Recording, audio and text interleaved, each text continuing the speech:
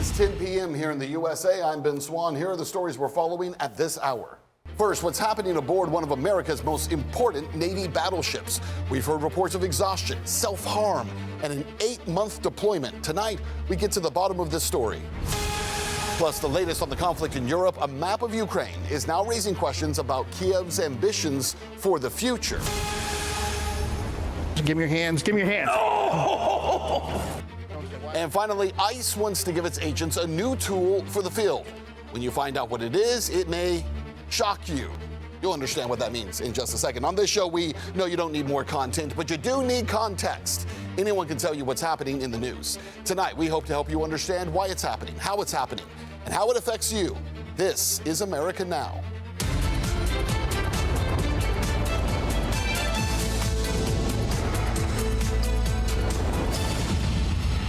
And we begin tonight with a story that is very concerning for about 5,000 U.S. sailors aboard one of our aircraft carriers.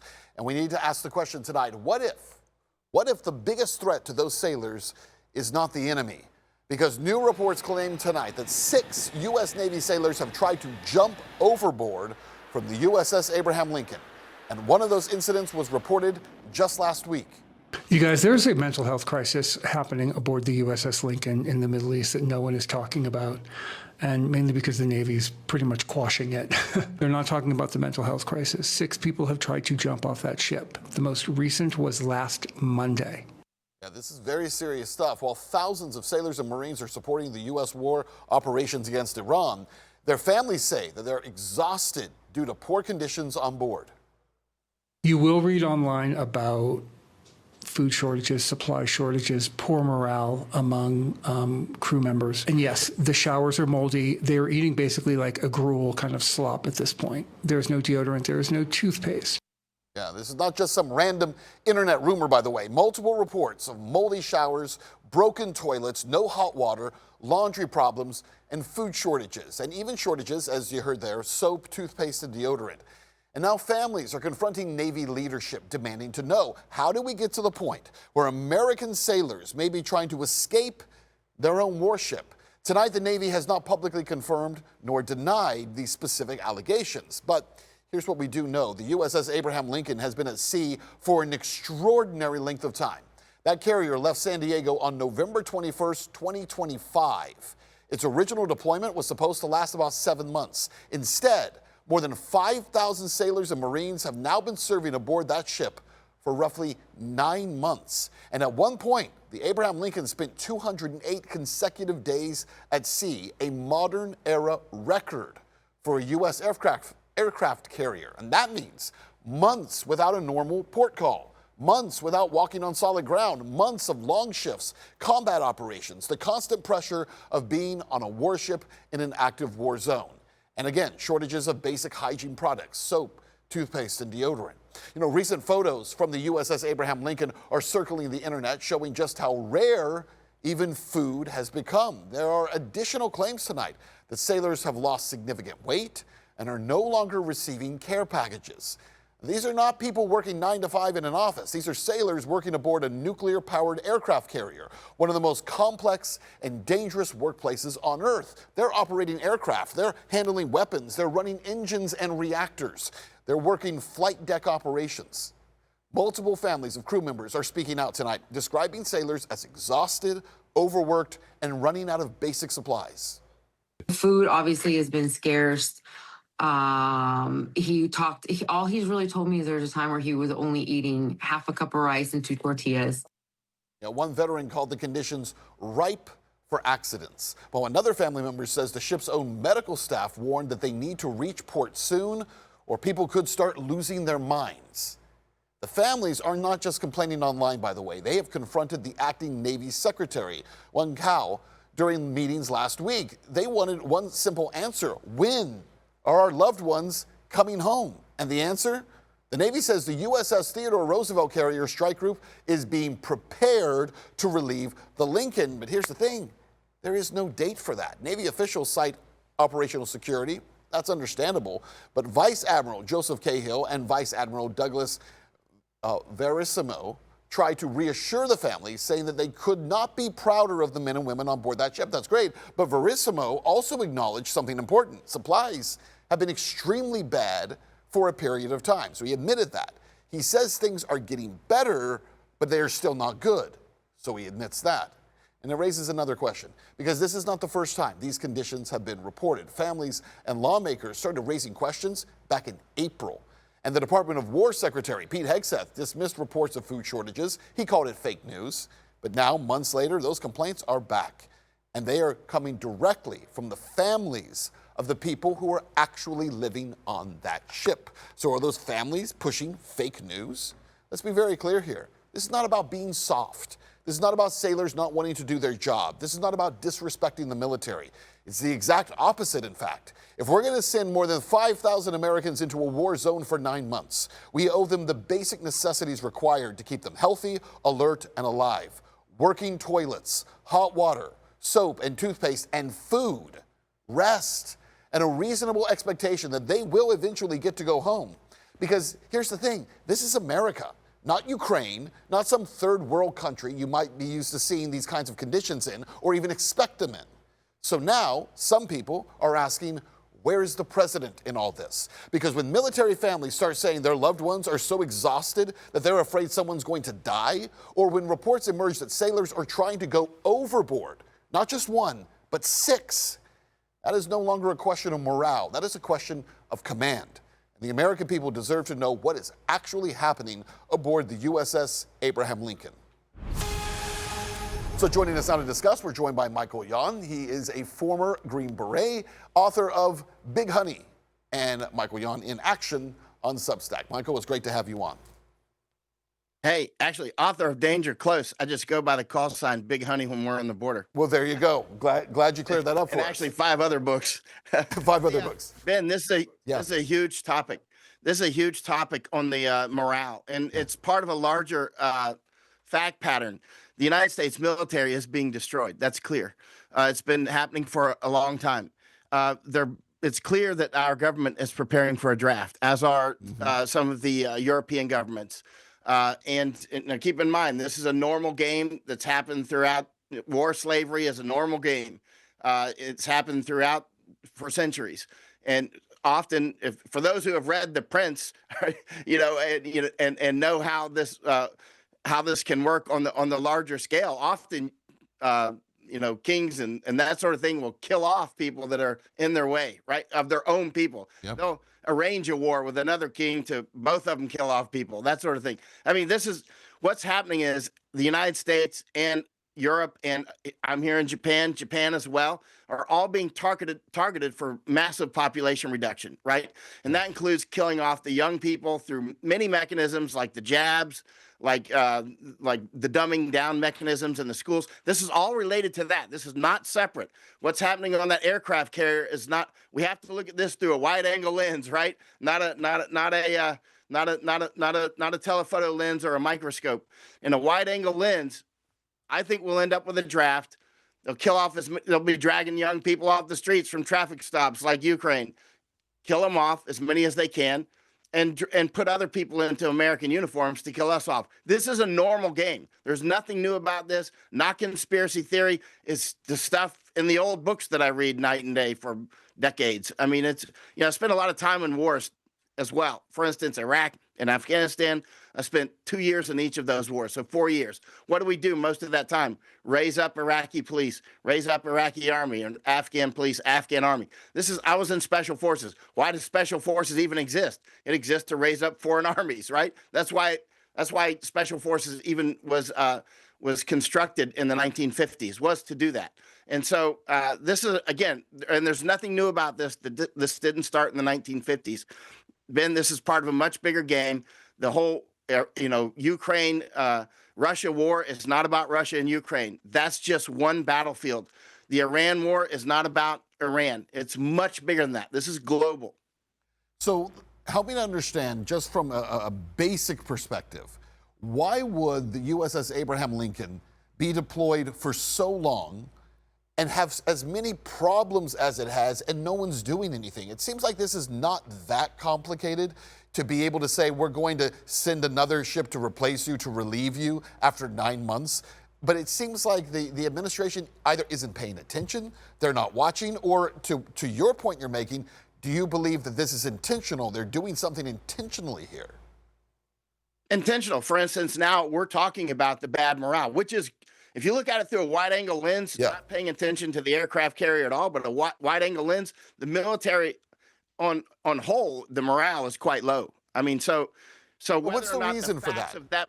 What's the reason for that? Why would you want your military's morale to be so low, especially when you're actively engaged in combat operations?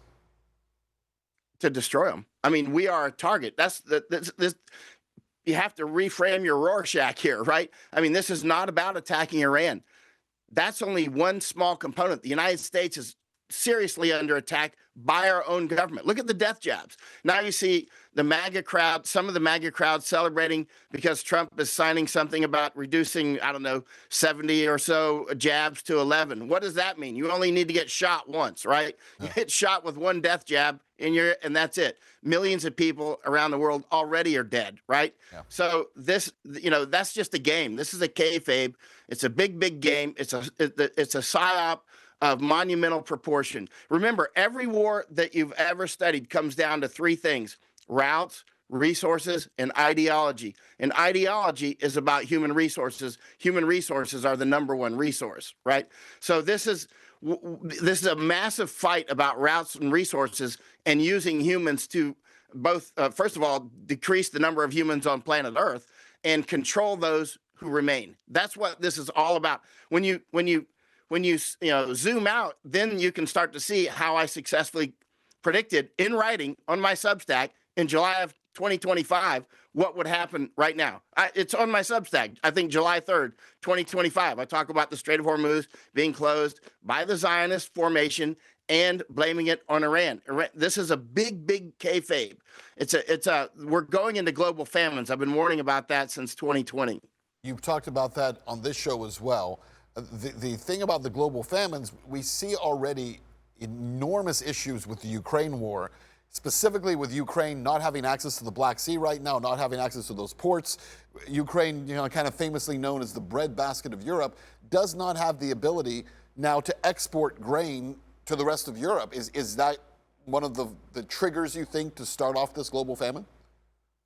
One, it's about setting conditions. The world has proven to be pretty resilient in the food department. I think this is a guess on my part. Yeah. I think that those who are doing this thought that we would already be in famine. And I think that was their thinking just based on stuff, let's say. But they're clearly turning out the lights, like with so many little and big things like screwworms, like Nord Stream being destroyed, Groningen being shut down, fertilizer plants burning up, and the Baltic being under threat because that's where Nord Stream was destroyed. Right. And then the Black Sea, of course, you need to go through the Turkish Straits to get out of the Black Sea. That's easily shut.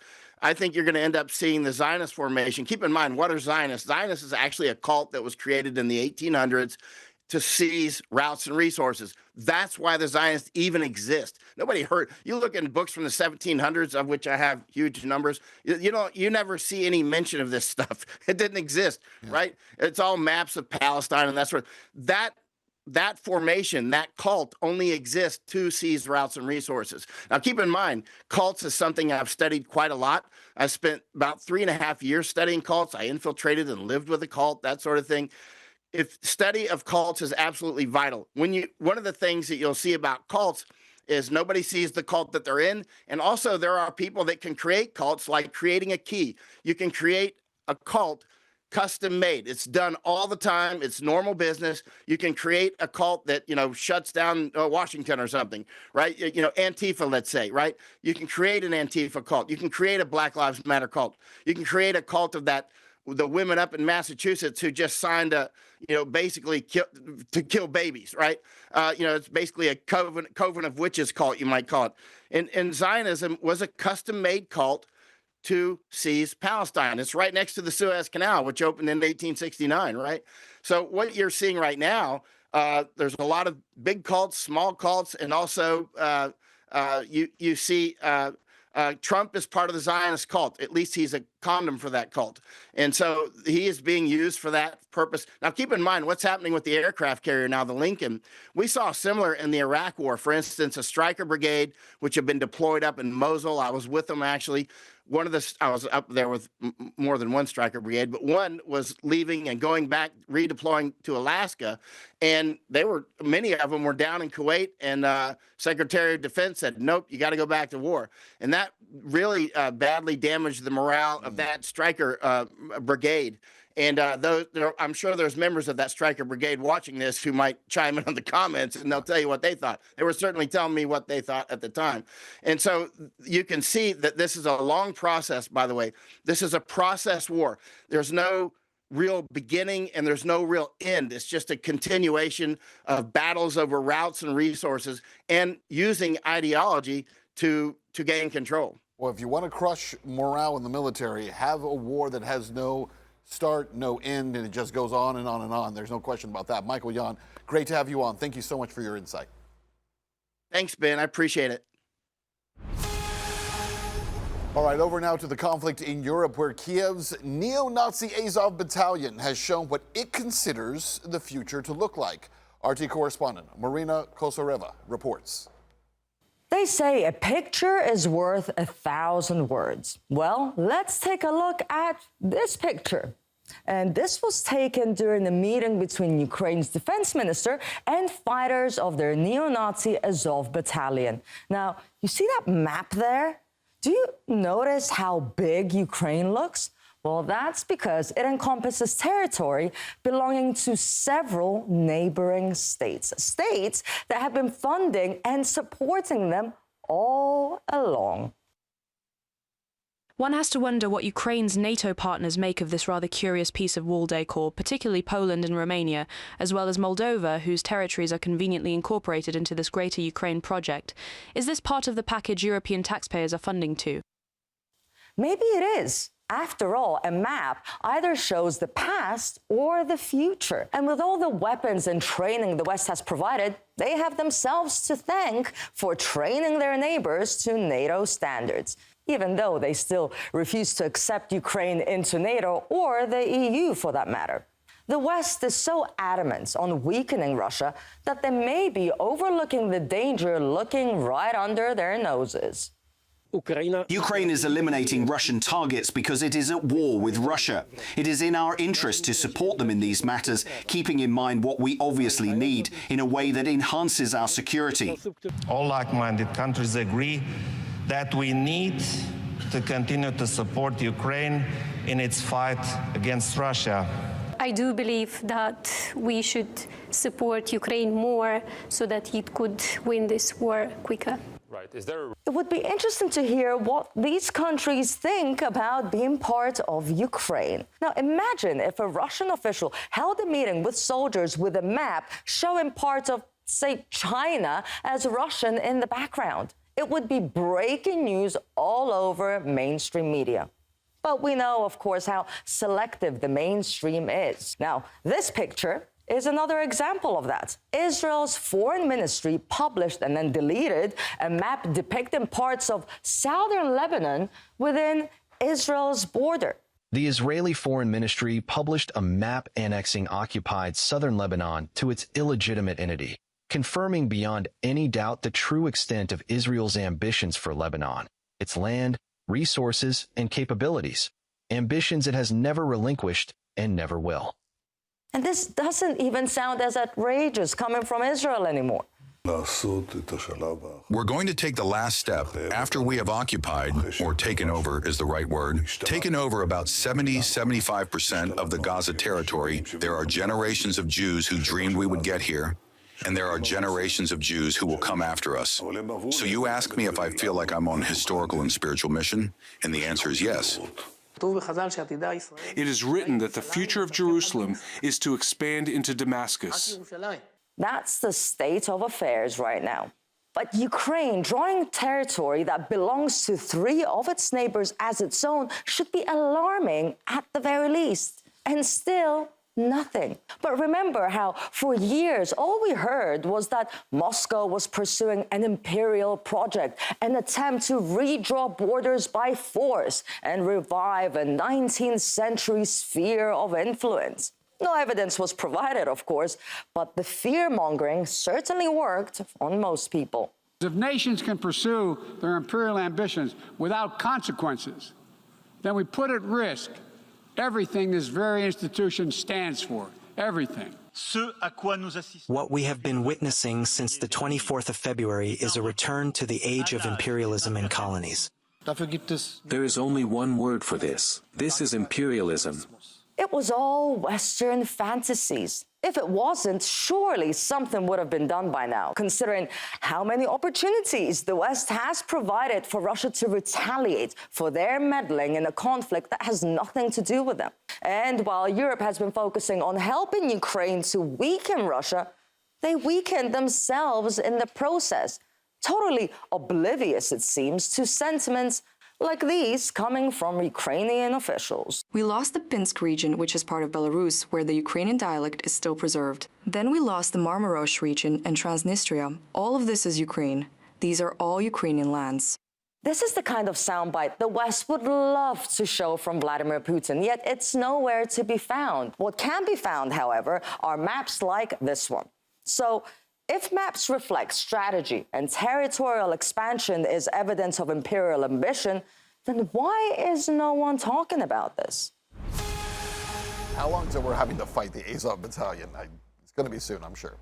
Hey, we are seeing a new level of force in immigration enforcement. Headlines this week say that ICE plans to spend up to $20 million on, get this, electric shock gloves for its officers. So we wanted to dig into what's actually happening. American House, Jalissa Dugro is here to discuss it with us. All right, so a lot of reaction to this online. Describe it. So these are literally gloves that have a shocking effect? A Kentucky-based company created a glove that does have a surface-level electrical current that is, you feel it upon contact, essentially. And they've created this. It's about, like you said, a $20 million order that they want to have these on the hands of every single ICE agent by March 2027. The latest. So this is kind of moving very, very fast. Also, I mean, we're kind of looking at, thinking, is this like a taser on your hands? Right, exactly. It's kind of scary. You look like Palpatine, where you're right, zapping exactly. them with electricity. What's the trajectory here? I want to show you. I want to show you. So the company is Compliant Technologies, and they've been so generous to show us exactly how this would work. Take a look. Let's see. It only works on skin. So for this demonstration, I'm going to use one glove and 0 tactics. Okay. So you can see how simple this works. So I'm just going to back you up here, Wyatt, for a second. Alrighty. I'm going to hold on to Wyatt's skin here so you can see that it won't transfer to me. Nothing happens to me. It's only going to happen where I make contact with him. If I had a partner on the other side, it wouldn't affect them. All right? So if I was back here and I'm working with Wyatt and he started to struggle with me, I would say, Wyatt, Holy shit. Wow. Okay. Interesting. So it's less of like a tase and more of like electronic impulse, I guess. Maybe you lose some muscle control. Correct. It's meant to kind of restrict your muscles and incapacitate your intended target to to ideally bring them down so you can kind of manage them if you need to detain them, if that's your effort. But I mean, there are a lot of concerns around this, right? Yeah, I would think so. Absolutely. So one of them, we're reading and looking at medical professionals who are saying, well, what if you keep your hand on a subject for a very long time? Right. Could that result in burns? Or just could it result in death? Exactly, injuries in general, or it would act as like a defib, right? You could have arrhythmia, or go into arrest if you have heart palpitations. If the person's 60 years old and you're holding them and they're getting hit with this electrical current. Well, Compliance Technologies did say they have a whole rules and regulations thing out that it's not to be used against children, pregnant women, or old people. But I mean, however you feel about immigration enforcement, we have seen them take action against old people, pregnant women. And in those kind of situations, I mean, how are you going to know? If a woman is barely pregnant, how are you going to know? If a person is not quite the right age or a little bit out of it.